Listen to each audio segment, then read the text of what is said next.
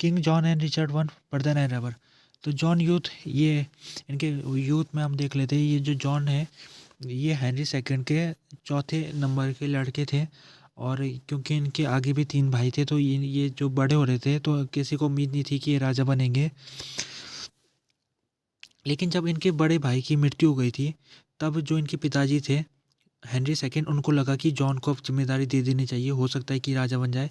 तो इनके जो पिताजी थे हेनरी सेकंड, उन्होंने इनको आयरलैंड में भेज दिया। आयरलैंड में भेज दिया तो वहाँ पर जॉन गए। 18 साल की उम्र थी उस समय जॉन की। तो वहाँ पर वो अपने साथ कुछ सैनिकों को लेके आयरलैंड में पहुँचे। आयरलैंड में जब वो पहुँचे तो उन्होंने उन्होंने वहाँ जो आयरिश चीफ थे उनको उन्होंने रिडिक्यूल करना शुरू कर दिया, उनका मजाक बनाना शुरू कर दिया, उनका तिरस्कार करना शुरू कर दिया। जैसे जो आयरिश चीफन्स थे वो उनसे नाराज़ हो गए। साथ में जो नॉर्मल सेटलर बसे हुए थे आइलैंड में, वो भी नाराज़ हो गए, क्योंकि नॉर्मल सेटलर्स की जो ज़मीन थी उसके ऊपर उनकी ज़मीन को ज़बरदस्ती उनसे छीन के किसी नए लोगों को दे दिया गया था। तो ये जब ये जॉन ने किया ये कदम, नौसिखिए वाले कदम उन्होंने उठाए, क्योंकि ये कदम उठा के उनकी सिचुएशन काफ़ी गंभीर हो गई थी। अब सब लोग उनके खिलाफ हो गए थे। जो नॉर्मल सेटलर थे वो भी खिलाफ हो गए, और जो आयरिश चीफन थे वो भी उनके खिलाफ हो गए। तो इन आयरिश चीफन ने मिलके जॉन का विरोध करना शुरू कर दिया, और उन्होंने जॉन इस समय आइसोलेटेड सिचुएशन में आ गए थे वो। तो उन्होंने जॉन ने फिर इस आइलैंड को छोड़ने में उनको मजबूर होना पड़ा। वो आइलैंड को सितंबर के महीने में उन्होंने छोड़ के वापस वो इंग्लैंड आ गए थे। उसके बाद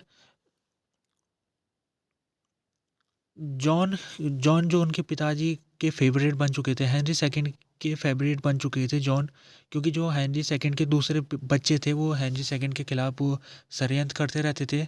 तो हेनरी सेकंड को लगा कि जॉन ही एक है जो उनके साथ अच्छे संबंध बना के रखता है। तो जॉन फेवरेट बन चुके थे हेनरी सेकंड के। रिचर्ड जो कि हेनरी सेकंड का एक और बेटा था, उसने हेनरी हेनरी सेकंड के खिलाफ लड़ाई शुरू कर दी थी। तो एन मौके में जो जॉन है वो हेनरी सेकंड को छोड़ के वो रिचर्ड के साथ जाके मिल गया, और इन दोनों ने मिलकर हेनरी सेकंड को हटा दिया, और हेनरी सेकंड की मौत हो गई थी। उसके बाद रिचर्ड को राजा बना दिया गया। रिचर्ड जब राजा बन गया था रिचर्ड जब राजा बन गया था तो रिचर्ड क्रूसेड में चले गया। क्रूसेड उस समय मुस्लिम लोगों के खिलाफ ईसाई देश से क्रूसेड चलाया करते थे। तो उसी क्रूसेड में रिचर्ड चले गया। तो रिचर्ड को पता था कि जॉन उसके अगर जाने के बाद, रिचर्ड के जाने के बाद जॉन इंग्लैंड में राजा बनने की कोशिश करेगा। तो उसने रिचर्ड ने क्या किया, जॉन को इंग्लैंड आने से उसने मना कर दिया। 3 साल तक जॉन इंग्लैंड में नहीं आएगा और वो फ्रांस में रहेगा। ये जॉन को आदेश दिया गया रिचर्ड की तरफ से।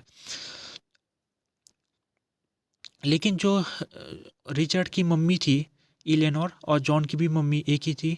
तो इलेनोर ने रिचर्ड से कहा कि जॉन को तुम आने दो, जॉन को आने दो। तब रिचर्ड ने अपनी मम्मी की बात मान ली और जॉन आ गया था इंग्लैंड में।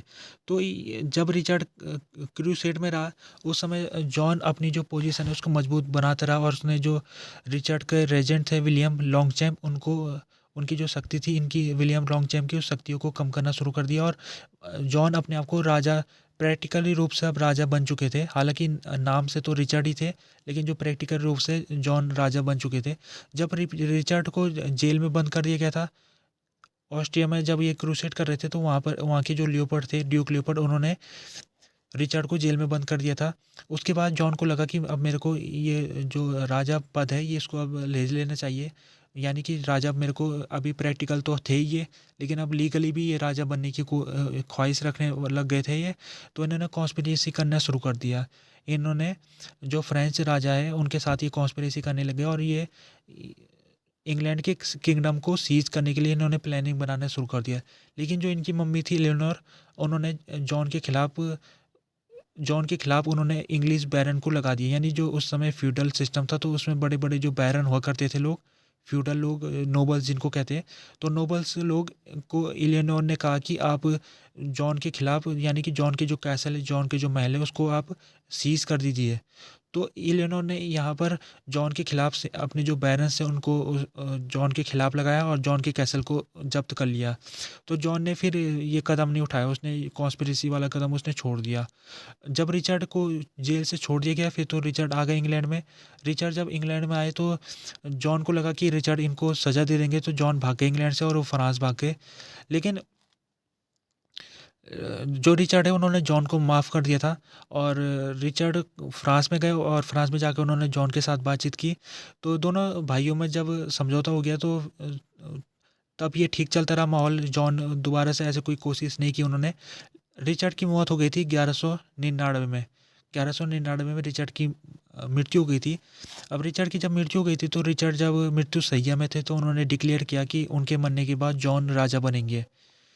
जॉन राजा बनेंगे और जॉन का जो कोरोनेशन हुआ वो वेस्टमिंस्टर एबे में हुआ। 27 मई 1199 में उनका कोरोनेशन हुआ।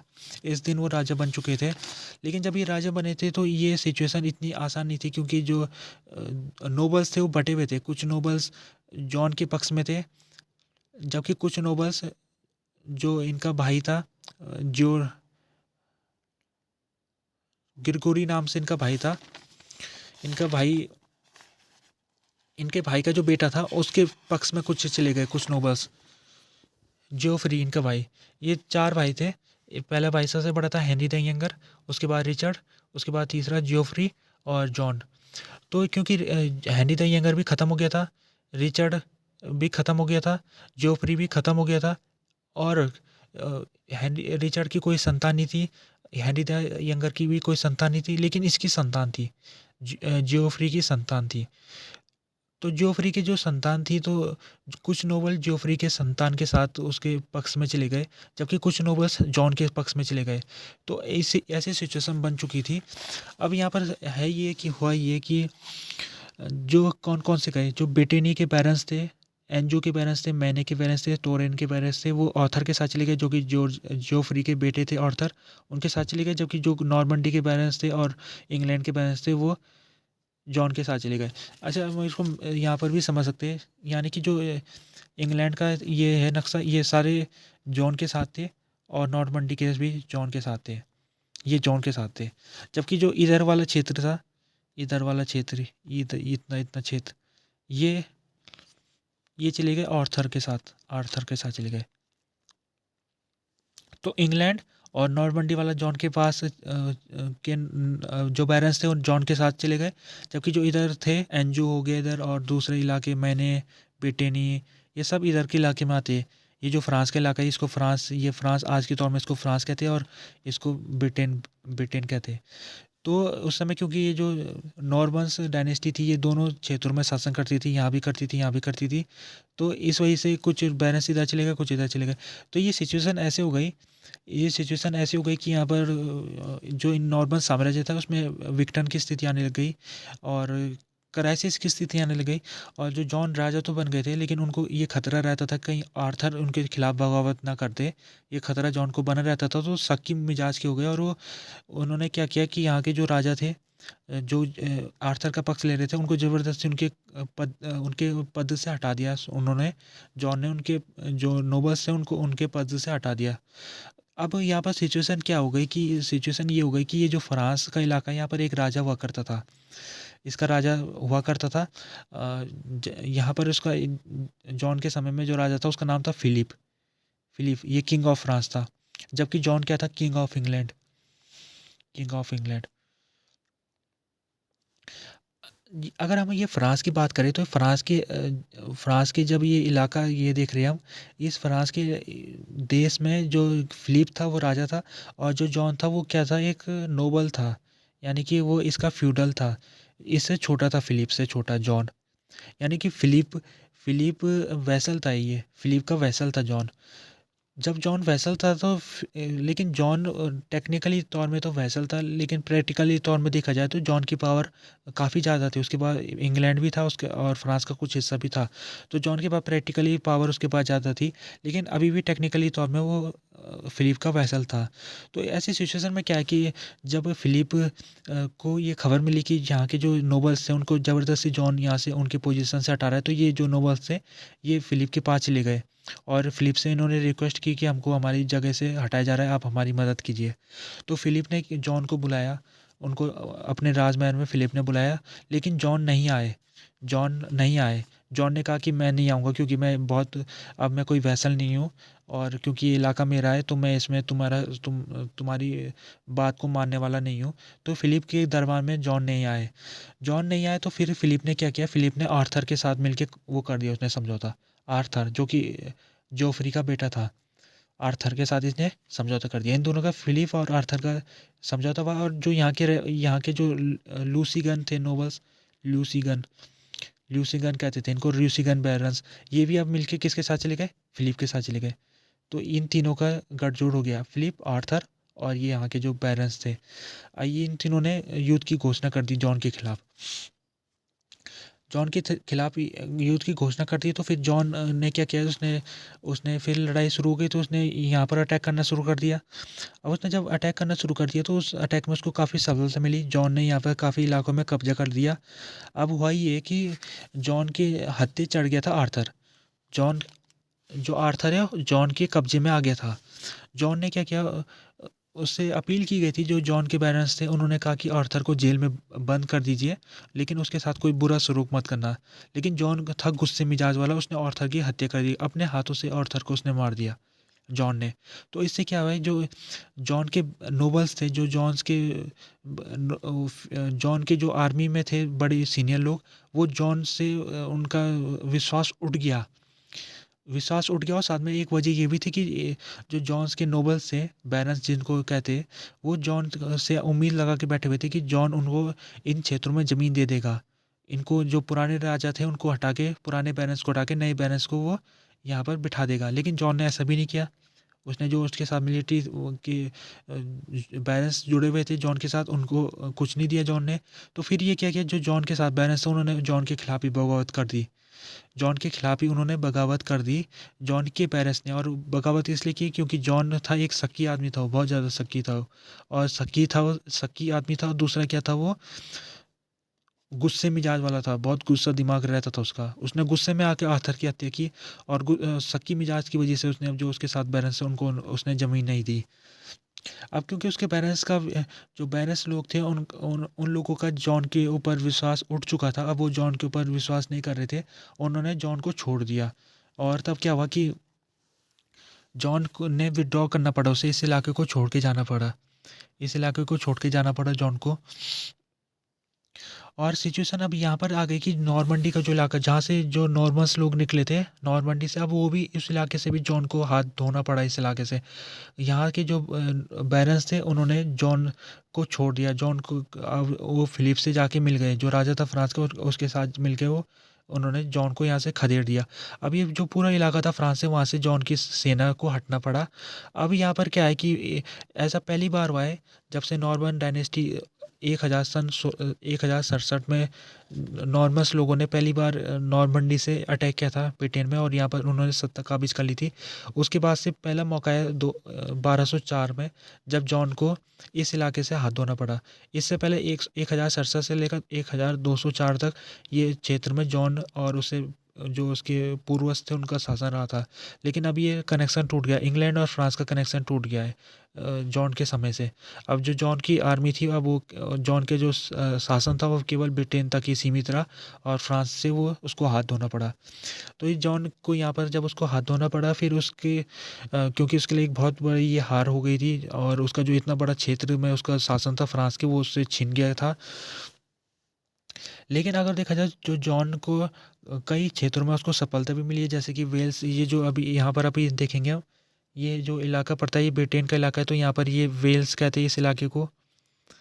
ये ऊपर स्कॉटलैंड हो गया, और ये यहाँ पर आइलैंड हो गया, ये आइलैंड। और ये जो बाकी बचा हुआ है वो इंग्लैंड कहते हैं इसे। अब यहाँ पर ये है कि जॉन को, क्योंकि वो शक्की दिमाग का तो था ही पहले से ही, तो उसको जब ये खबर मिली कि उसके कुछ बैरन्स हैं जो कि अभी भी फिलिप के साथ उन्होंने समझौता कर रखा है, क्योंकि कई बैरन्स की ज़मीन यहाँ पर थी नॉर्मंडी में, तो अपनी ज़मीन को सुरक्षित करने के लिए उन्होंने फिलिप के साथ कॉम्प्रोमाइज़ किया था। तो जॉन को जब ये बात लगी कि उसके कुछ बैरन्स फिलिप के साथ उन्होंने समझौता कर रखा है, तो जॉन ने कहा कि अब मैं इन बैरन्स को सबक सिखा के रहूँगा। तो उसने क्या किया, क्योंकि जो बैरन्स लोग थे ये बहुत मजबूत थे, इनकी जो ज़मीन थी वो नॉर्मंडी में भी थी, वेल्स में भी थी, आयरलैंड में भी थी, स्कॉटलैंड में भी थी, जगह जगह में इन्होंने ज़मीन खरीद के रखी हुई थी। तो जॉन ने इनकी ज़मीनों से हड़पना शुरू कर दिया, इनकी ज़मीन को।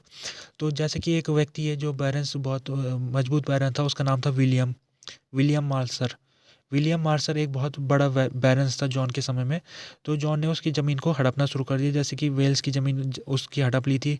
तो जो विलियम था वो भाग के वेल्स से भाग के वो आयरलैंड में चले गया। तो जॉन उसके पीछे पीछे आयरलैंड भी चले गया।